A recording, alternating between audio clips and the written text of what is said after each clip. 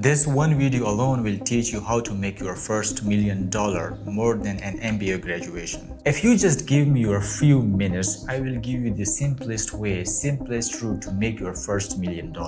Believe me, this is more valuable than MBA. It requires no investment and no experience. Or if you want to be distracted, just get back to your doom scrolling and always wonder why you are not making progress in your life. I'm not your mentor, not your therapist, or not your business coach. I'm just like you, and I can't give you everything ready-made. The choice is yours. Hey, if this is your first time watching my video, I'm Hans. I'm a finance grad. I talk about business, money, and mindset, and I have a lot of freedom of time. You know what I mean. The simplest way to make a generational wealth fast is to find a market which is so desperate for a solution. It's like teaching a fish how to walk on the streets. In that type of market, you just have to get the beginning right, and the winning becomes your destiny. So how do you find such markets? Let's learn this from Jeff Bezos' story. Before he founded Amazon, he was a finance guy working at a hedge fund. Every year they would spend millions trying to figure out what the market trends are, because spotting the right trends early could be worth billions. One day, Jeff Bezos came across a report which made him quit his high-paying job immediately. The report showed data on web usage statistics of households,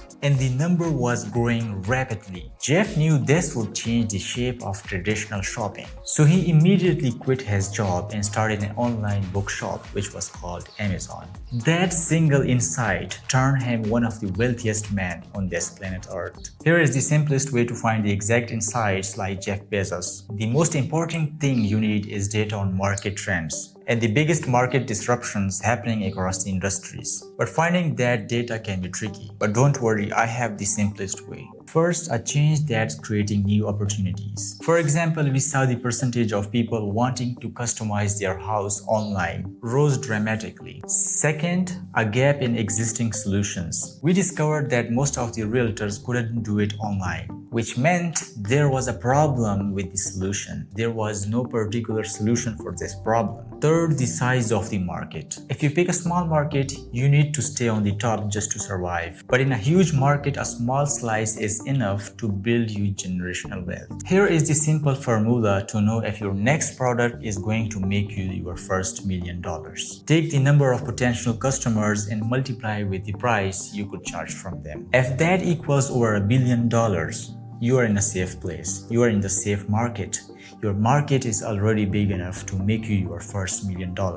Now, once you have found a great opportunity, don't fall into the trap of choosing the wrong business model. A great idea with bad business model can still fail. For example, I started working as a video editor and I charged high rates from my clients, but I was just trading time for money, still a slave for my schedule, and not building the real wealth. What you want is a high ROI business, high margin business. That means every hour of work you do multiplies your results. You have probably heard of revenue multiplies. That means if a business makes 100,000 a year, could be worth millions. So how do you build a high ROI business? It needs 4 things. First, a recurring business model. Subscriptions are king. Second, high profit margins. Sell digital products like courses to keep the cost low. Third, it should scale with technology. And fourth, you need to sell your own product. Because if the product is not yours, you can't control it. You can't make the prices. Now combine this with $1 billion desperate market, and you will be ahead of 99% of other entrepreneurs. But you need to still avoid 2 critical mistakes. The first is what,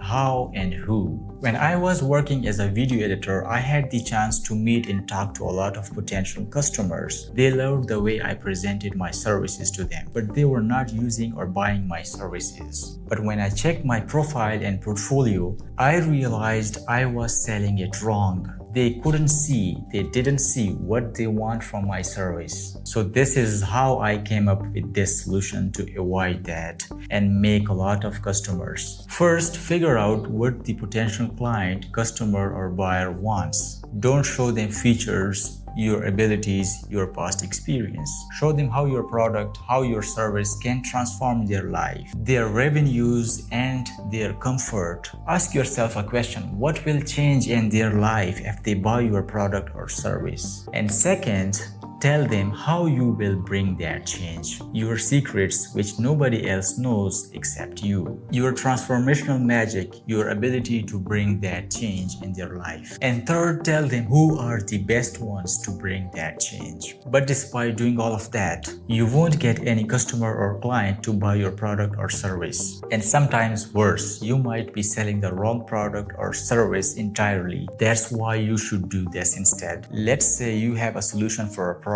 and you want to make a product for that solution which is still not produced. And you want to make sure it's the best product you will make, which will make millions. So in most general cases, you will design the product and produce it. And when you bring it to the market, nobody would buy it. And then you will be shocked why it's not selling, despite being useful in making people's life comfortable. Why nobody wants my product? This is the most common mistake most entrepreneurs make. Here is what you should do. You should do the market research first. Find what's already there providing the same solution. Find your competitors. Ask the people if they would be interested in your product or not. And when you get the data and insights, you will have a clear picture of whether your product is worth producing or not. If 1 to 2 people out of 10 wants your product, you should not make this product. It's the worst product you have chosen. If 3 to 4 people want your product, it's the average product. If 5 to 7 people want your product, it's the best product and you should produce it without this second thought. Because it's already telling you the market needs solution and your product is the only one which provides this solution. That's how you make millions by charging whatever you want, because we know that price is directly related to demand. If the demand is higher, people will pay higher prices for that product. Similarly, price is directly related to supply. If the supply is short, you can charge 10 times more than what you usually charge. Once you have validated your idea and you realized people are actually interested in buying your product and ready to pay, don't go straight into building the full thing. A lot of people mess this up. They spend months building the perfect product and then they realize no one actually wants it. This is a big mistake. What you want to do instead, pre-sell it first. Get people to commit.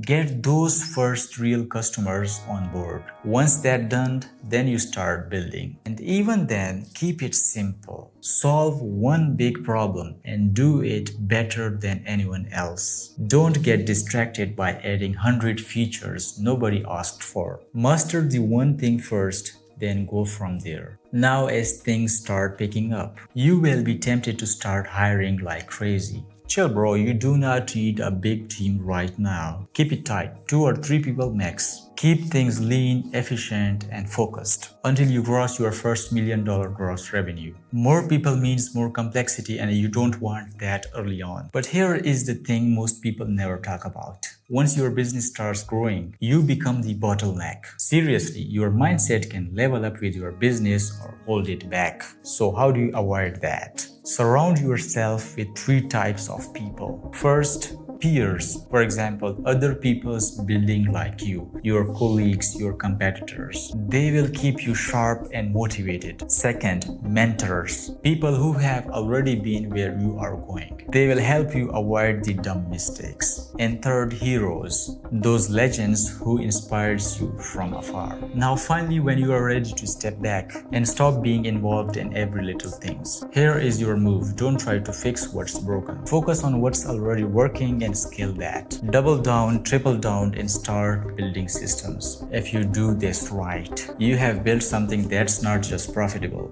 it's scalable, it's freeing, and you have finally living life on your own terms. And one last thing I want to tell you is mindset is everything. You are probably carrying beliefs about money and success that were passed down to you without even you realizing it. But don't worry, you can rewrite those beliefs.